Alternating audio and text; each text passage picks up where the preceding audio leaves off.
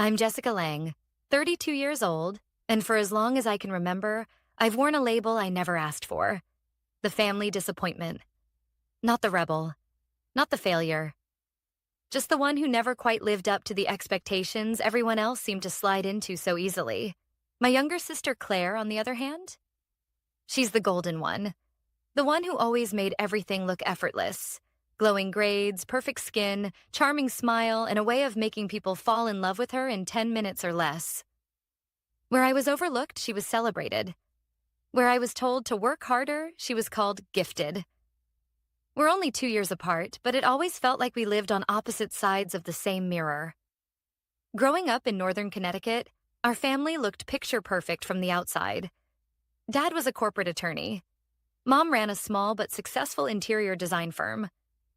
We had the house with the hydrangeas and the golden retriever. But behind closed doors, everything was about image. And image was Claire's specialty. Me? I liked books. I liked coding. I liked asking too many questions. And by the time I was 15, I had already figured out that attention in our family was earned through perfection, or performance. And I was too exhausted to fake either.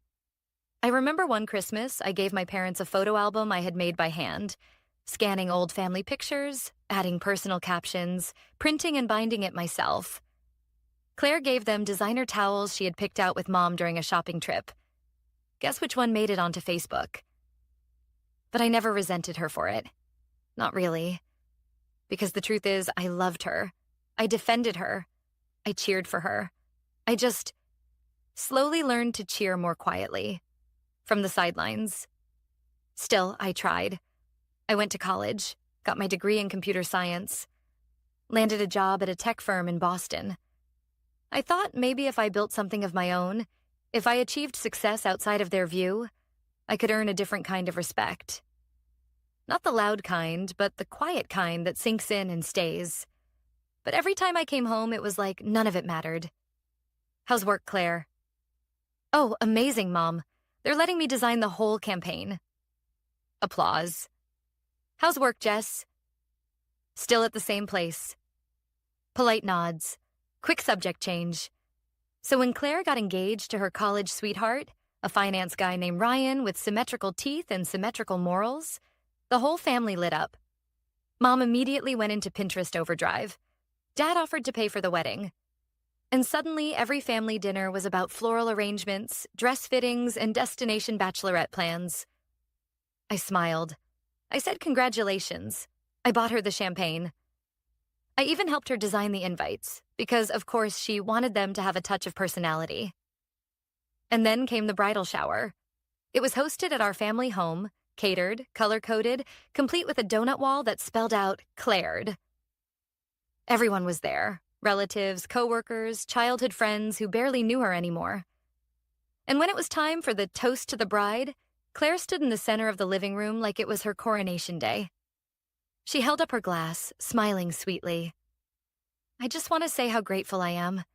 For everyone who believed in me. For everyone who supported me. Especially my family. I know I haven't always been easy. She gave a fake little laugh, eyes darting to me for a beat. But hey, at least I'm not the family disappointment anymore. Laughter. Real, audible laughter. And then clapping. Even Mom clapped. That moment, that single sentence, and landed like a punch I didn't see coming. I didn't laugh. I didn't cry. I just stood up. I reached into my coat pocket and pulled out a small velvet box, walked over to Claire, and dropped it in her lap. From one disappointment to another, I said, voice calm, heart pounding. Congratulations. And then I walked out. I didn't stay to watch her open it. I didn't need to. I already knew what was inside. And I knew what would happen the second she saw it. But I also knew this. Sometimes the best revenge isn't loud or cruel. It's controlled. And timed. I didn't drive straight home after the bridal shower. My hands were shaking too much to hold the wheel. So I pulled into the first empty church parking lot I found and sat there for a long time. Engine off, head resting on the steering wheel, breath shallow. I kept hearing the laughter. That claptrap applause. My mother's smile. My sister's smug little joke that landed like a slap wrapped in a satin bow. But more than that, I kept thinking about the velvet box. It wasn't just some dramatic stunt. It had meaning. Real meaning. And that's probably what made it hit so hard.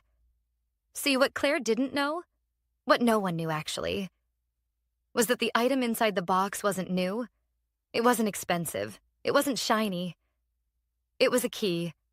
A simple, worn, silver key. It had once belonged to my grandmother, Dad's mother, who lived alone in a modest yellow house on the edge of Manchester. I used to visit her every summer until she passed when I was 18. She was the only person in the family who made me feel seen.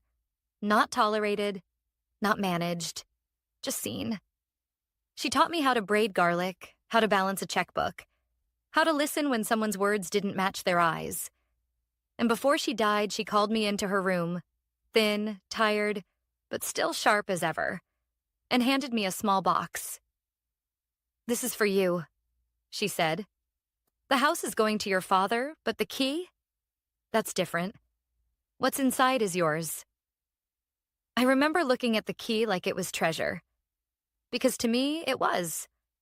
After her funeral, Dad sold the house in under 3 months. Said maintaining an old place like that didn't make financial sense. I wasn't even consulted. I was 18 and invisible, so I didn't argue. But what no one knew was that I'd spent the summer before her passing helping her clear out the attic. And during those quiet afternoons, she showed me something she never showed anyone else. An old wooden trunk. Inside were her journals, letters, a few antique brooches, receipts from the cafe she owned before she got married, and one brown envelope labeled, "For Jess, when they make you forget who you are." I never opened it. I just kept it. For 12 years, that envelope sat untouched in a safe deposit box under my name. I wasn't ready then. I didn't even know what kind of forgetting she meant. Until Claire stood in front of that room and cracked a joke that said everything they'd all been too polite to say out loud for years. "You are the disappointment. You've always been the disappointment." That's when I knew. The box needed to be opened. And not just by me. So before the bridal shower, I took the envelope from the safe deposit box. I put it, unopened, inside that velvet ring box Claire had once thrown at me in high school during a fight. And I added the key on top, tucked inside the satin interior. The same key my grandmother once placed in my hand like it was sacred. That's what Claire found when she opened it. Not revenge. History. A truth she never bothered to learn. A few hours later, after my hands finally stopped shaking, I drove home to my apartment in Boston. It was nearly midnight when I walked in. My phone had been buzzing nonstop since 6:45 p.m. Mom, Dad, Claire, even Ryan. I didn't answer any of them, but I read the texts. Claire, "What the hell is this?" Mom, "Jessica, you embarrassed your sister in front of everyone." Dad, "Call me. Now." Ryan, "That was messed up. Totally inappropriate. You ruined her moment." Only one text made me pause. Claire again, 20 minutes later. "Where did you get that letter?" She hadn't even said there was a letter, but that text confirmed it. She had opened the envelope, which meant the real bomb had already gone off, because I knew what was inside that letter. I hadn't read it, but I knew. My grandmother never used words lightly. Whatever was written in those pages was meant to rattle something awake. Maybe even burn a few illusions to the ground. And Claire? She'd built her whole identity on illusion. I sat on the edge of my bed, phone still in hand, staring at that last message. Then I wrote back. "Now you know who the real disappointment was." I didn't wait for a reply. Instead, I reached under my bed, pulled out an old storage box, and began sorting through the rest of my grandmother's belongings. Because something told me this was just the beginning. That secrets never stay buried forever. Not when someone finally dares to open the box. And I had a feeling Claire wasn't the only one who needed to be reminded of that. The next morning, I woke up to 14 missed calls. Claire had tried twice. My mother 5 times. My dad, who normally only called for major holidays or legal advice, had called 4 times. Even Ryan had tried once more, though I deleted that voicemail before I could hear his full tone of fake concern. I didn't feel regret. Just something heavier. Something older. The kind of weight that doesn't come from one night, but from decades of playing the role no one admits they cast you in. I made coffee, sat in silence, and finally opened my laptop. I had emails to answer, but I couldn't focus on code. Not today. My brain kept circling back to one question. What exactly did my grandmother write in that letter? Because when Claire asked, "Where did you get that letter?" I knew it had shaken her. The kind of shake Claire didn't admit easily. She had always been the type to laugh off confrontation, spin pain into passive aggression, and dismiss emotions as weakness. So for her to send that message, it meant she had read something that cracked her version of the story. Around noon, I got a text from an unknown number. "Jessica, it's Aunt Deborah. Your mother gave me your number. Claire is beside herself. What did you put in that box?" I didn't answer, but I did search through the storage box under my bed, pulling out everything that had once belonged to my grandmother. The old birth certificates, clipped newspaper articles, the deed to the house, even the faded menu from the cafe she ran in the 70s. And then I found it. Another letter. This one wasn't in an envelope. It was folded into quarters and tucked behind a photograph of her standing with a man I didn't recognize. On the back of the photo, in my grandmother's neat cursive, were the words, 1968, Arthur. The truth I never told Daniel. Daniel was my father. I hesitated, then opened the letter. "Jessica, if you're reading this, then you've reached a point in life where being invisible has become unbearable. I'm sorry it took you this long to get here. I wish I had been around to help you navigate this sooner. But if nothing else, let me give you this. There are truths your father never knew. Truths I never told because I thought protecting his pride mattered more than protecting your worth. Your father always wanted a son who would reflect his ambition. He got 2 daughters instead, one of them being me. And later, when he had children of his own, he projected all his insecurities onto you. Not because you were weak, but because you were strong. Too strong to play the game the way Claire did. He never knew how to handle girls who didn't smile when told to. That's not your fault. That's his fear. I saw so much of myself in you. The fire, the stubbornness, the ability to stand in the storm without bending. And I knew that one day, they would try to break you. With silence. With coldness. With comparison. That's how emotional control works. It doesn't shout. It whispers, "You're not enough." But you are. You always were. And if you ever doubt that again, remember this. Nothing powerful ever grows in comfort. Diamonds form under pressure. Rockets launch against gravity. You are not a disappointment. You are a reckoning. With love, Grandma May.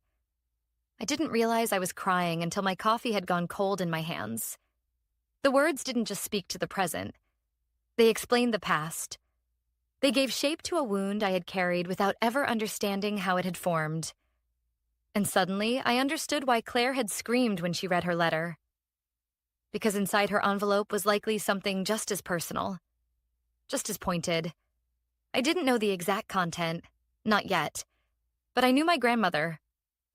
She didn't write words without intention. She didn't leave weapons.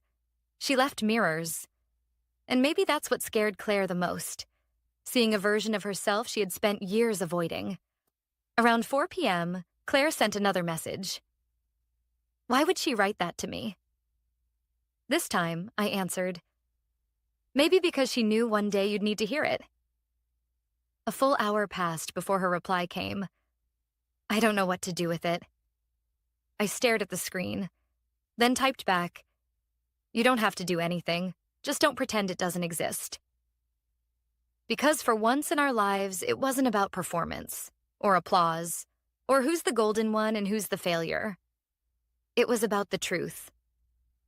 And once truth is opened, like a letter, like a box, it never really fits back into silence.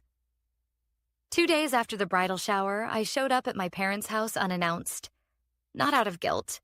Not even to make peace. I just needed answers. Mom opened the door like she was expecting someone else. When she saw it was me, her mouth tightened into that familiar, thin-lipped line, the one she always used when trying to stay polite in front of guests. "Jessica," she said, "we weren't expecting—" "I know." I cut her off gently. "I just want to talk. With both of you." Dad was in the kitchen, nursing a glass of bourbon like it was medicinal. He barely looked up when I entered, just gestured toward a chair and said, "Sit, if you're staying." Mom followed behind me, visibly tense, as though I might explode again. Like I had at the bridal shower. As if honesty were dynamite. For a few seconds, no one spoke. I could hear the refrigerator humming, the ice shifting in my father's glass. Then I said it. She screamed because I gave her something real. For once. Dad looked up slowly. "You humiliated your sister?" "No," I said, steady. "She humiliated herself. I just stopped playing along." He exhaled, loud. "You always were so dramatic." Mom flinched, just barely. And in that tiny gesture, I saw everything she never said out loud. The years of standing just off stage, silently supporting, never interfering, never protecting. "Do you even know what was in the envelope?" I asked him. He didn't answer. Of course he didn't. They never asked what I carried, only how they looked. "I've spent years thinking there was something wrong with me," I continued. "That maybe I was too much, or not enough. That if I had just tried harder, been sweeter, smiled more, I would have been allowed to matter. Like Claire." "You do matter," Mom said too quickly. "We've always loved you." "You loved the version of me that didn't make things uncomfortable?" I said. "That stayed quiet at family dinners. That clapped for Claire and said thank you when you gave me birthday cards with $20 bills instead of conversations." Dad sat up straighter. "We supported you just the same." "No, you tolerated me," I corrected. "Claire got pride. I got politeness." The words sat between us like smoke, curling through the room. Then Mom spoke again, softer this time. "I read the letter, the one from your grandmother. Claire showed me." I turned to her. "And?" Her voice wavered. I think your grandmother saw what we didn't want to admit. That you didn't need applause. You needed to be seen, and we kept asking you to shrink." There it was. The sentence I'd waited decades for. Not an apology, but an acknowledgement. Dad stood up and walked to the sink, refilling his glass. "Your grandmother always had a flair for the dramatic. That house was filled with old bitterness."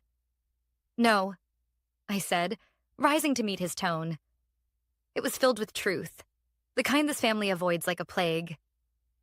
He turned, eyes hard. "So what now, Jess? You want us to grovel? Rewrite history? Throw Claire under the bus for your validation?" "No," I said calmly. "I want you to stop pretending everything's fine when it's not. I want you to understand that damage isn't always loud.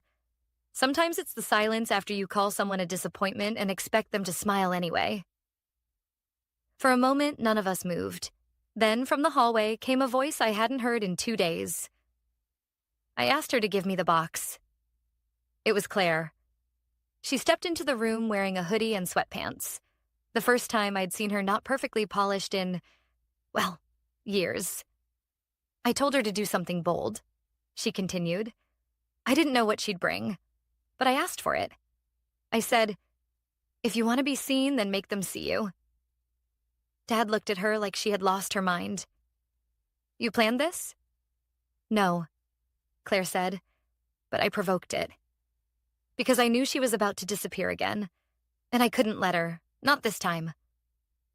My breath caught in my chest. Claire looked at me, and for once, the sarcasm was gone. "The letter, it talked about how we both played our parts, how I played the perfect one to keep the peace, and how you were the mirror we kept trying to break." I nodded slowly. "Turns out," she said, "mirrors don't break that easy." We stood in that kitchen, the four of us, not yelling, not hugging, not healed, but cracked open, honest. And it was more than I had ever expected. Because sometimes change doesn't come in fireworks or dramatic scenes. Sometimes it comes in the moment a golden child admits the gold was only paint. 3 days after that kitchen confrontation, I got an invitation. Not a metaphorical one, a real one. Cream-colored cardstock, gold trim, sent by Claire. It was a new invite to her bridal shower do-over, as the note explained. This time, she wrote, no performance. Just the people who need to be in the room. I'd like you to be there. And I'd like you to speak, if you want to. I read the note 3 times before setting it down on my desk. It was surreal. Claire asking me to speak at her shower? The same Claire who used to roll her eyes when I corrected her grammar or asked too many nerdy questions at dinner? The same Claire who used to tell her friends I was just introverted when I disappeared into books at family parties? That Claire was shifting. But healing isn't linear. It doesn't arrive with one box and one confrontation. It unfolds in pieces, like slow-blooming truths. So, I didn't say yes right away. Instead, I sat on my balcony, watching the Boston skyline flicker in the early evening. And I thought about what I would even say, if I did go. Not revenge, not payback, but truth, the kind that's been earned. The next day, I called my grandmother's old neighbor, Mrs. O'Malley. She was nearly 90 now, but she still lived across the street from where Grandma May used to keep her yellow house, the one Dad sold like it was dead weight. Mrs. O'Malley answered on the 3rd ring. Jessica Lang, she said, her voice clear. You sound just like your grandmother. That nearly made me cry. She remembered the house, of course, and she remembered the summer I helped clean out the attic. You were the quiet one, she said, but not shy. There's a difference. I told her about the letter, the box, the fallout. She listened the way only the elderly can, with stillness, without trying to fix it. When I was done, she said, that house may be gone, but the stories inside it aren't. Sounds like your grandmother trusted you to carry them forward. And for the first time, I didn't feel like a disappointment. I felt like a torchbearer. A few days later, I showed up to Claire's new bridal shower. It wasn't held at our parents' house. It was hosted in a cozy cafe near the edge of the city, where the lighting was warm and the chairs mismatched in a way that felt real. There were maybe a dozen guests this time. No extended cousins, no coworkers who only came for the wine, no Instagram backdrops. Just people who mattered. Claire wore a soft blue dress, minimal makeup. No crown of flowers or perfectly rehearsed smile. She looked like a version of herself I hadn't seen since we were teenagers. She greeted me at the door with a long, quiet hug. I wasn't sure you'd come, she whispered. I wasn't either, I replied, but I'm glad I did. Halfway through the afternoon, after the cake was cut and people were sipping mimosas, Claire stood up. I know we did this already, she said, voice steady. And I know some of you heard things at the first shower that were unexpected. A few nervous chuckles followed. But I want to take a moment to acknowledge something. Or rather, someone. She looked straight at me. My sister Jessica, she said, has been many things in this family. Helper, fixer, protector, and yes, truth-teller. And for years I let her carry all the hard things while I performed the easy ones. But not anymore. She paused. Jess, would you mind saying a few words? The room turned toward me, and for a moment I felt that old weight rise again. The voice in my head whispering, don't stand out, don't make it weird, don't speak too loud. But I stood anyway. I walked to the center of the room and cleared my throat. Thank you, I began, for giving me a space I never expected to have. Not because I need a microphone or a spotlight, but because for a long time I believed I didn't belong in rooms like this. Family rooms, celebration rooms. The truth is, I wasn't the disappointment. I was just different. And different isn't a flaw. I looked at Claire, who was watching me without blinking. We all play roles, I said. Some we choose, some we inherit. But eventually, we get to decide whether we keep playing them, and I've decided to put mine down. I didn't cry. I didn't shake. I just spoke. Clearly, calmly, like someone who had finally stopped asking for permission to be seen. After the speech, something shifted in the air. Not dramatically. Not with applause or gasps or a teary standing ovation. It was quieter than that. A stillness. The kind that follows when something heavy finally lands and everyone realizes they've been holding their breath. Claire stood first. She didn't say anything. She just walked over and hugged me. Longer this time, with no whispers, no rehearsed sentiment. Just arms wrapped around arms. Real.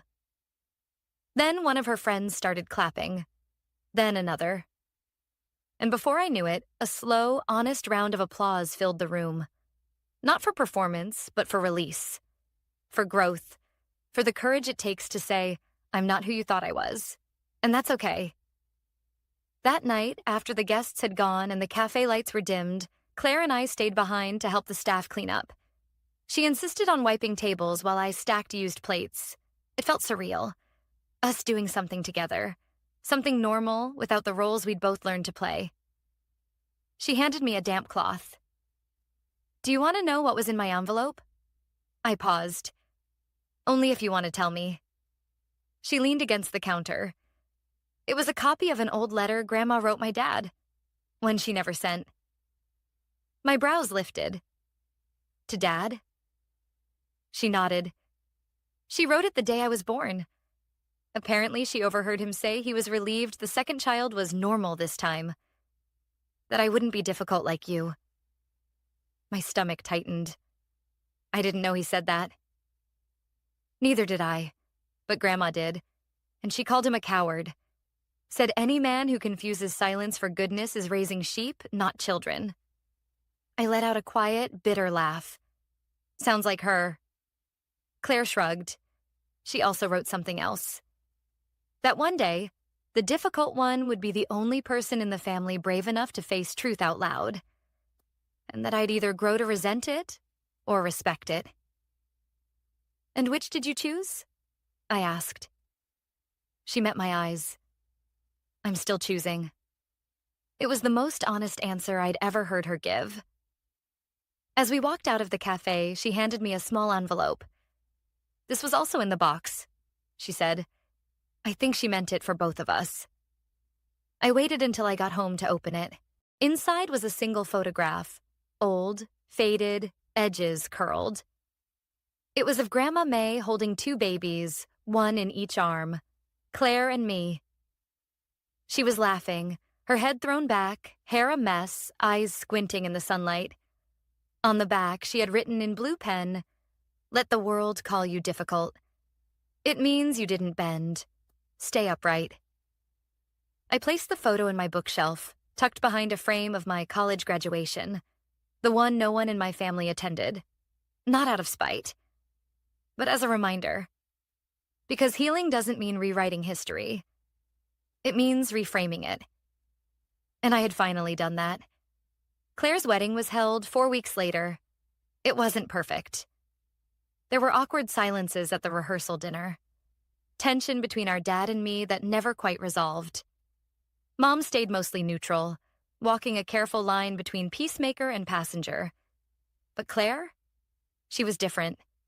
Her vows were raw. Her gratitude was real. And during the reception, during the speeches, she raised a glass and said, "To my sister, who showed me that some legacies are worth breaking." I didn't cry then. I just nodded. Because that moment wasn't about being forgiven or celebrated. It was about being understood. And for someone who'd spent her entire life explaining herself to people who had already made up their minds, that was everything. Weeks later, back in Boston, I was asked to speak on a podcast about women in tech. The host asked me about failure, imposter syndrome, and where I found my confidence. I told the truth. Confidence isn't the absence of doubt, I said. It's the refusal to let other people's versions of you win. She asked where I'd learned that. And I smiled, thinking of a velvet box, a key, and a letter written by a woman who saw me before anyone else dared to. From the disappointment, I said. The one who didn't stay quiet. So if you're still watching, still wondering what was in that box, maybe this is your sign. To stop shrinking. To stop apologizing for being the one who didn't fit their mold. Because sometimes the biggest gift you'll ever give is the truth. Wrapped in velvet, delivered with grace, and left behind with your head held high.